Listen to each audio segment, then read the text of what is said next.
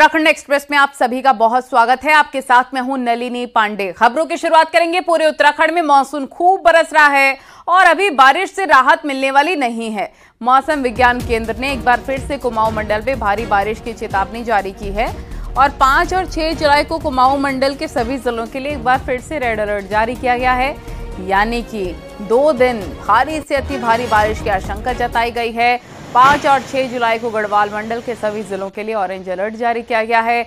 मौसम विज्ञान केंद्र के निदेशक विक्रम सिंह का कहना है इसके बाद 7 जुलाई से 11 जुलाई तक फिर मौसम सामान्य हो जाएगा।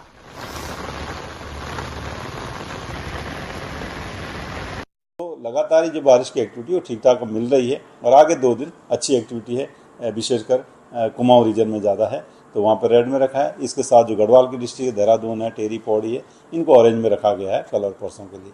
उसके बाद थोड़ी कम हो जाएगी एक्टिविटी। 7 से अगर मैं बात करूँ आगे तो 7, 8, 9, 10, 11 तक में जो है बहुत ज़्यादा एक्टिविटी नहीं है।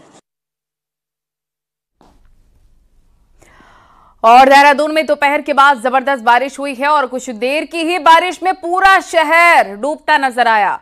सरकारी तंत्र की पूरी पोल खुल गई। राजधानी की सड़कें नदियों में तब्दील हो गई और जगह जगह जल जमाव हो गया। हालात ये थे कि नालों का गंदा पानी तक सड़कों पर आ गया और कई जगहों तो घरों में भी पानी घुस गया। ये हालात थोड़ी देर की बारिश के बाद हुआ और हर बार बारिश के बाद राजधानी का ऐसा ही हाल हो जाता है। मौसम विभाग ने कल भी बारिश का अलर्ट जारी किया है।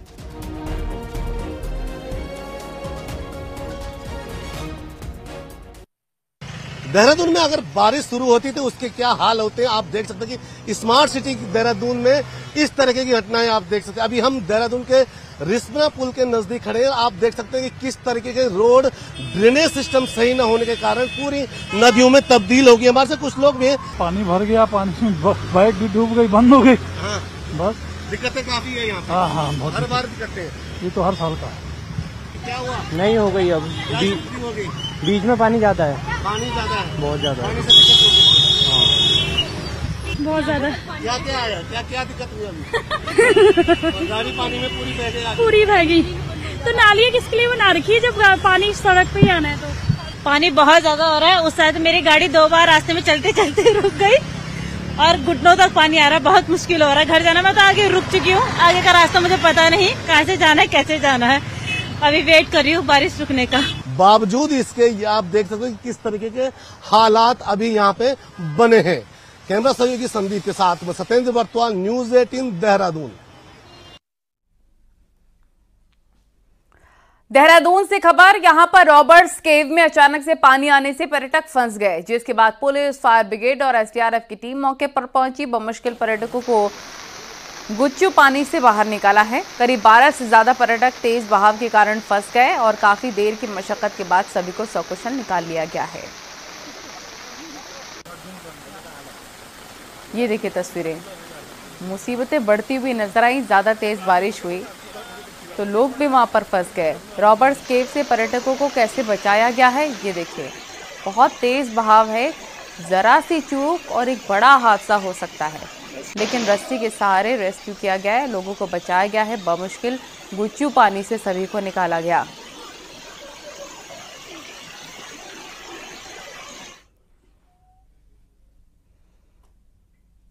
और रुद्रप्रयाग जिले में भी बारिश के बाद नदियों का जलस्तर बढ़ गया है। अलकनंदा और मंदाकिनी में पानी बढ़ गया है। वहीं प्रशासन बारिश को लेकर अलर्ट है। लोगों को नदी किनारे नहीं जाने की सलाह दी जा रही है। नदी किनारे रहने वाले लोगों को भी अलर्ट किया जा रहा है, क्योंकि लगातार बारिश होने पर नदी खतरे के निशान तक पहुंच सकती है।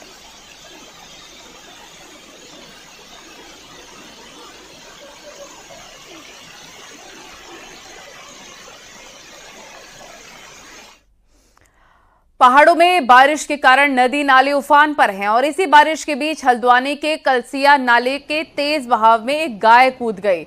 हालांकि नाले के दूसरे छोर पर खड़े लोगों ने गाय को नाले से दूर करने की कोशिश की, लेकिन गाय इसके बावजूद नाले को पार करने के लिए आगे बढ़ गई। तभी वो तेज बहाव की चपेट में आ गई। हालांकि गनीमत ये रही कि थोड़ी सी संघर्ष के बाद गाय नाले से सुरक्षित बाहर निकल गई। हालांकि गाय नाले को पार नहीं कर पाई।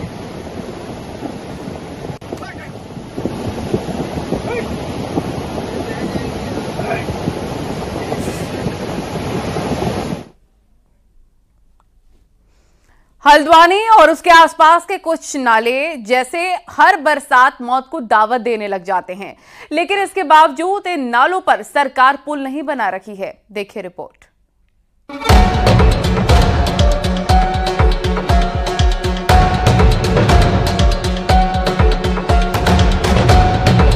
बरसाती पानी के इस जानलेवा बहाव के बीच हल्द्वानी से सितारगंज, चोरगलिया, खटीमा और नेपाल बॉर्डर तक जाने वाले लोग हर साल जूझते हैं। हल्द्वानी से चोरगलिया के बीच शेर और सूर्या नाले का उफान इसे पार करने वाले कई लोगों की जिंदगी ले चुका है, लेकिन फिर भी लोग इन नालों को इसी तरह क्रॉस करने को मजबूर हैं। नाला इतनी तेज से मैं बाइक लेके आया और पूरी बाइक रपट गई मेरी, मैं भी रपट गया था और मैं बाल बाल बचा और बाल बाल बच के फिर ऊपर को चढ़ाई मैंने। दादा यहाँ पर पुल बनना चाहिए और इसके लिए हर साल जो है बहुत लोगों की गाड़ियाँ बह जाती हैं, कुछ लोगों को बचाना ही पड़ता है यहाँ पर।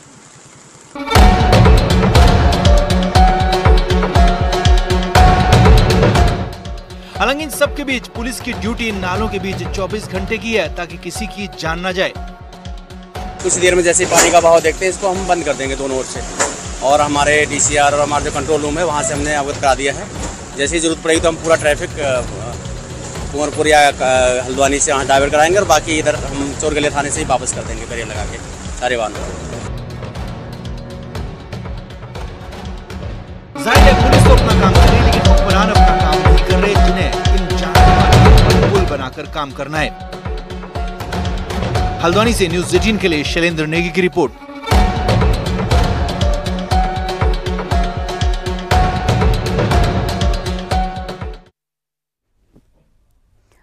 और कुमाऊं में आज बारिश का रेड अलर्ट जारी किया गया था, लेकिन नैनीताल का मौसम आज दिन भर पल पल बदलता रहा। सुबह कोहरे के साथ हल्की बारिश की बौछार जरूर हुई, लेकिन दिन चढ़ने के साथ मौसम खुशगवार हो गया।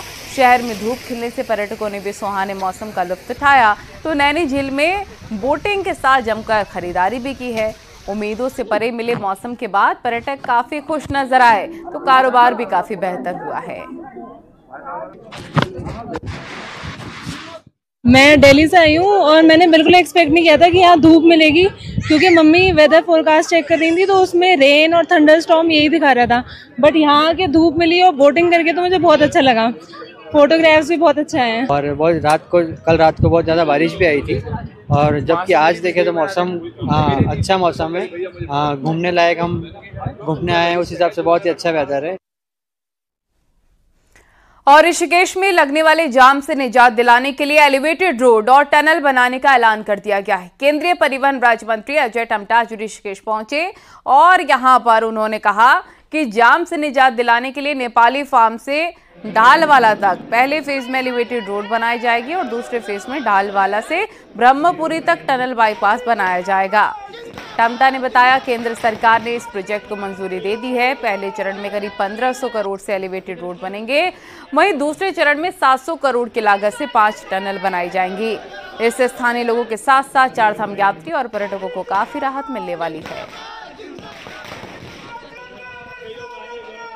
मार्ग जो हमारा 58 है, इसमें ऋषिकेश बाईपास का निर्माण 2 पैकेज में 17.5 किलोमीटर का प्रस्तावित है, जिसमें नेपाली फार्म से श्यामपुर रेलवे क्रॉसिंग नटराज चौक होते हुए ढालवाला टी जंक्शन तक 10.5 किलोमीटर से ज्यादा का एलिवेटेड 4 लेन का हम निर्माण करेंगे, जिसकी लागत लगभग 1500 करोड़ रुपए के आसपास आएगी।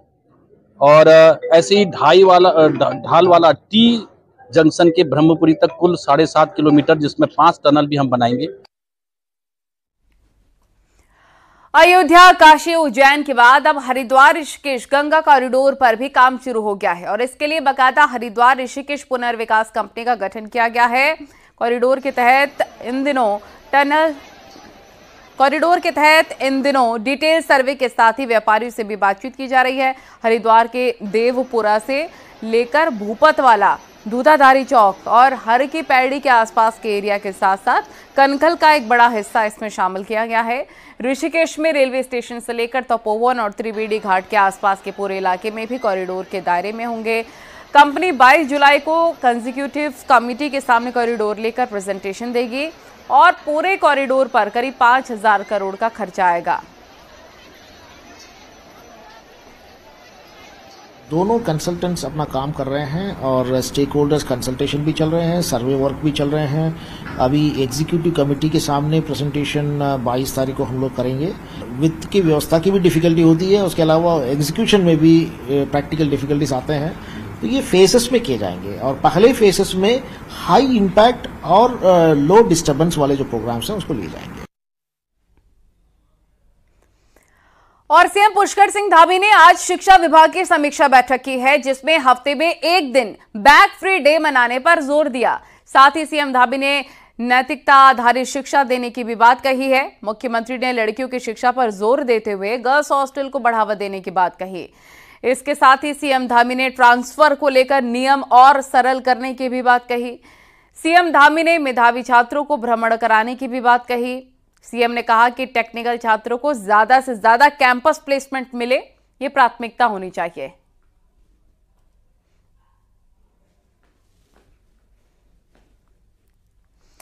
तो बतौर मुख्यमंत्री पुष्कर सिंह धामी को आज 3 साल हो गए। सीएम धामी ने जनता का आभार व्यक्त किया। सीएम धामी ने कहा कि राज्य के विकास के लिए लगातार कार्य किए जा रहे हैं। सीएम ने यह भी कहा कि प्रदेश के हित के लिए वो काम करते रहेंगे। मुख्यमंत्री धामी ने कहा कि पीएम मोदी के मार्गदर्शन में लगातार विकास कार्य हो रहे हैं और उनका फोकस सशक्त विकसित उत्तराखंड पर है। सीएम धामी ने पहली बार 4 जुलाई 2021 को मुख्यमंत्री पद की शपथ ली थी। दूसरी बार उन्होंने 21 मार्च 2022 को मुख्यमंत्री पद की शपथ ली। नौजवानों का, युवाओं का जो एक बड़ा सपना रोजगार का होता था, उस रोजगार के लिए हमने काम किया है। भर्ती प्रक्रिया पारदर्शी बनाई है, नकल अध्यादेश हम लेकर आए हैं। इसके साथ साथ 14,800 भर्तियां पिछले 3 सालों में हुई हैं, जो अपने आप में रिकॉर्ड है। सरकारी भर्तियां और सारी की सारी नकल विहीन हुई हैं। मातृशक्ति के लिए अनेक योजनाएं रोजगार के क्षेत्र में, स्वरोजगार के क्षेत्र में, स्वयं सहायता समूह, महिला मंगल दल, उन सभी को सशक्त और मजबूत बनाने के लिए काम किया गया है। House of Himalaya brand launch किया गया है। गरीबों के कल्याण के लिए समाज के अंतिम छोर तक हमारी योजनाएं पहुंचे, सरकार पहुंचे, शासन तंत्र पहुंचे, उसके लिए लगातार प्रयास किया जा रहा है। बीजेपी प्रदेश अध्यक्ष महेंद्र भट्ट ने कहा कि धामी सरकार का 3 साल का कार्यकाल बेमिसाल रहा। उन्होंने दंगा विरोधी कानून, सख्त नकल विरोधी कानून, महिलाओं को सरकारी नौकरी में 3% आरक्षण जैसे कई फैसले लिए। देखिए, पुष्कर सिंह धामी जी का 3 वर्ष का कार्यकाल बेमिसाल कार्यकाल के रूप में मानता हूं, क्योंकि कुछ चीजें ऐसी होती जो इतिहास बन जाती। देवभूमि के देवतुल्य स्वरूप को बनाए रखने में जितना बड़ा योगदान पुष्कर सिंह धामी जी का है, वो उसकी चर्चा आज पूरे देश भर के अंदर है। खासतौर पर यूसीसी का कानून, जबरन धर्मांतरण, गरीब लोगों को लालच देकर और कुछ विभिन्न प्रकार के लालचों के माध्यम से जिस प्रकार से धर्मांतरण का एक क्रम इस देवभूमि के अंदर प्रारंभ हुआ था, उसको भी तोड़ने का काम पुष्कर सिंह धामी जी ने किया है। कांग्रेस नेता प्रीतम सिंह का कहना है कि बद्रीनाथ उपचुनाव में कांग्रेस प्रचंड बहुमत से जीतेगी। उन्होंने कहा कि बीजेपी उम्मीदवार राजेंद्र भंडारी से वहां की जनता नाराज है, जिन्होंने जानबूझकर बद्रीनाथ सीट से लोगों पर यह उपचुनाव थोपा है। बद्रीनाथ से प्रचार करके लौटे कांग्रेस नेता प्रीतम सिंह ने कहा कि माहौल कांग्रेस के पक्ष में है। राजेंद्र भंडारी जो भारतीय जनता पार्टी के प्रत्याशी हैं, उनके प्रति लोगों में बहुत आक्रोश है और लोगों का कहना है कि जिस व्यक्ति को हमने 5 साल के लिए विधायक चुना था, उसने विधायकी क्यों छोड़ी और अब विधायक क्यों बनना चाहते हैं। ये प्रश्न आम है और लोगों में बहुत गुस्सा है और मुझे यकीन है कि ये गुस्सा निश्चित रूप से वोट में परिणित होगा और हम प्रचंड बहुमत से जो है बद्रीनाथ विधानसभा चुनाव जीतने का काम है। महिलाओं के साथ छेड़खानी और गैंगरेप के दोषियों को फांसी की सजा दी जाए, इस मांग के साथ गुरुवार को देहरादून में महिला कांग्रेस ने प्रदर्शन किया। महिला कांग्रेस की अध्यक्ष ज्योति रौतेला के साथ महिलाओं ने डीजीपी ऑफिस कूच किया। हालांकि पुलिस ने बैरिकेडिंग लगाकर उन्हें बीच में ही रोक लिया। इस दौरान ज्योति रौतेला ने बैरिकेडिंग कूदने की कोशिश की, लेकिन पुलिस ने पहले ही रोक लिया। ज्योति रौतेला ने कहा, उत्तराखंड में महिलाओं के साथ अपराध बढ़ रहे हैं, लेकिन पुलिस अपराध रोकने में नाकाम है, फेल है।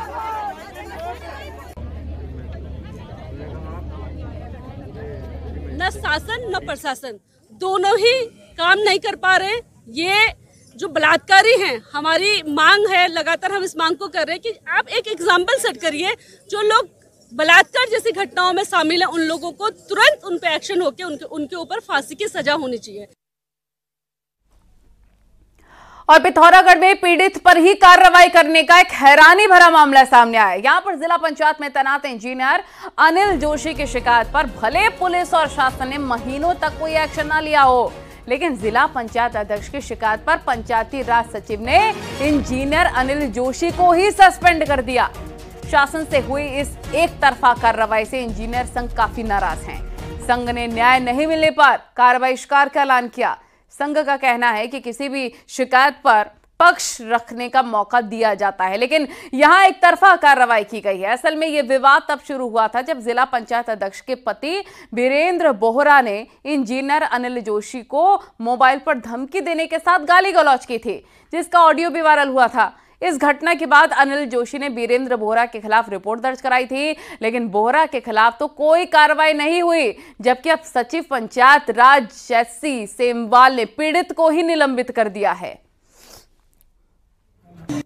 हमारे जो अभियंता हैं उनको ही शासन द्वारा निलंबित कर दिया गया है, और जो उनके खिलाफ जो पत्र लिखा गया है जिला पंचायत अध्यक्ष के द्वारा, सिर्फ उस पत्र के आधार पर उनको निलंबन कर दिया गया, उसमें कोई भी जांच नहीं कराई गई।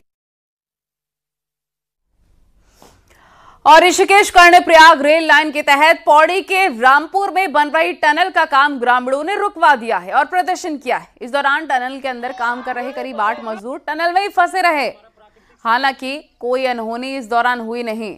रामपुर मरगांव के आसपास ग्रामीण लंबे वक्त से टनल निर्माण का विरोध कर रहे हैं। ग्रामीणों का कहना है कि ब्लास्टिंग से उनके घरों में दरारें आ गई हैं और टनल में इस्तेमाल हो रहे केमिकल के पानी से उनकी खेती चौपट हो रही है। यहां तक कि पीने का पानी का संकट गहराने लग गया है। ग्रामीणों ने मुआवजे की मांग की। प्रशासन का कहना है कि मुआवजे को लेकर प्रक्रिया की जा रही है।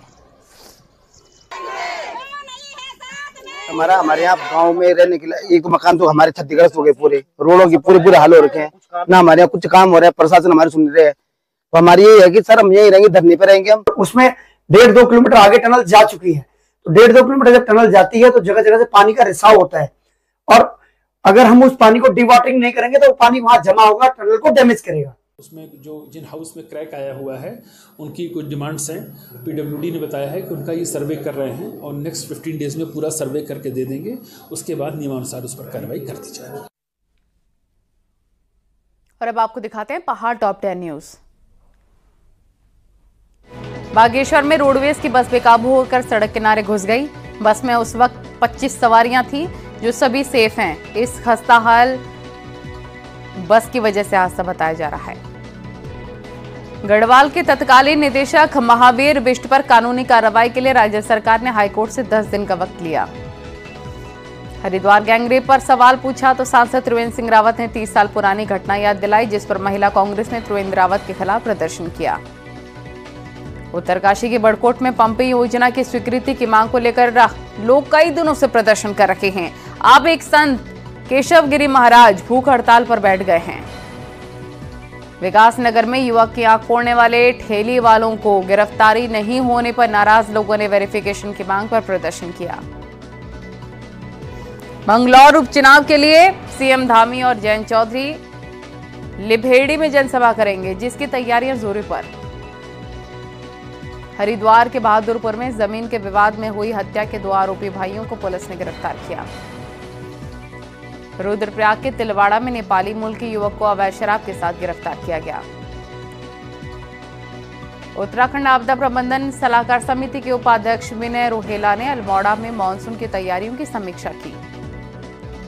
बागेश्वर की देवकी वाटिका में मानसून सीजन शुरू होते ही पौधारोपण की शुरुआत हो चुकी है।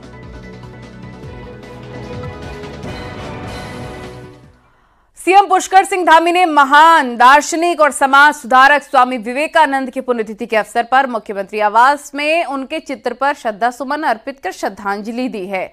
मुख्यमंत्री ने कहा, स्वामी विवेकानंद के विचारों को आत्मसात कर देश की युवा शक्ति प्रगति पथ पर आगे बढ़कर राष्ट्र के उत्थान में अपना योगदान दे रही है।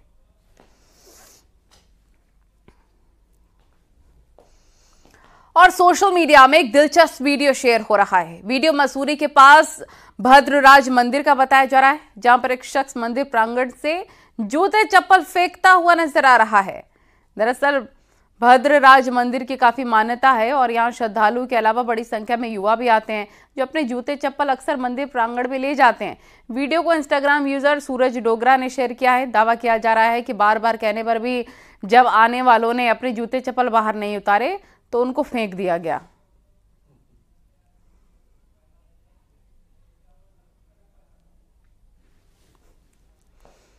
कोटद्वार से पौड़ी रूट पर रात 8 बजे से लेकर सुबह 5 बजे तक गाड़ियों की आवाजाही पर रोक लगा दी गई है। कोटद्वार से दुगड्डा के बीच लगातार हो रहे भूस्खलन को देखते हुए प्रशासन की ओर से पाबंदी लगाई गई है और सीएम और डीएम पौड़ी ने कहा है कि दुगड्डा रूट पर लैंडस्लाइड हो रहा है। ऐसे में यात्रियों की जानमाल के खतरे को देखते हुए रात 8 बजे से दुगड्डा रूट बंद कर दिया जाए।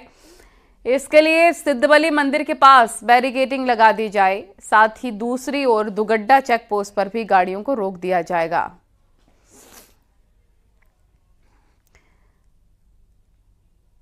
तो देखिए, कोटद्वार से पौड़ी रूट पर रात 8 बजे से लेकर सुबह 5 बजे तक गाड़ियों की आवाजाही पर रोक है। साथ ही जो ट्रैफिक को रेगुलेट किया जाना है वो किया जाएगा। तो इन सारे एस्पेक्ट्स को हम लोग कवर करें ताकि किसी भी लैंडस्लाइड में मानव क्षति को रोका। नैनीताल में मानसून के दौरान बड़ा संकट सड़कों पर है। किसी भी सड़क के ड्रेनेज को वक्त रहते ठीक नहीं किया गया है और अब इन सड़कों पर टूटने या फिर धंसाव का संकट खड़ा हो गया है। कुमाऊं में ज्यादातर सड़कों का यही हाल है। सड़कों के किनारे बनी नालियां चौक हैं, तो सड़कों पर पानी बहने से सड़कों के धंसाव का संकट बना हुआ है। लोगों को अब डर सता रहा है कि अभी तो मानसून की शुरुआत है और अभी से ये हाल है। अधिकतर जगह सड़कें थोड़ी सी भी बरसात में बंद हो जा रही है। उसका मुख्य कारण ही यही है कि सड़कों में जो एक तो मानसून से पहले नालियों का निर्माण नहीं किया जाता है, नालियां जो है सफाई नहीं होती, कलमट नहीं बने होते हैं, उससे लगभग 60% नुकसान सड़कों को है। इस पर लगातार प्रयास हो रहा है, लेकिन ये कंटिन्यूस प्रयास है क्योंकि एक बार आपने सड़क का ड्रेनेज खोल दिया और फिर भर जाएगा पानी की ओर से। तो मैंने भी कहा है और माननीय मुख्यमंत्री जी ने स्पष्ट निर्देश दिए हैं कि कहीं भी पानी को चौक ना कराया जाए। चौक होगा तो सड़क टूटेगी, इसलिए सब लोग इस तरह से मुस्तैद रहें। खबरें जारी हैं, रुकेंगे छोटे से ब्रेक के लिए।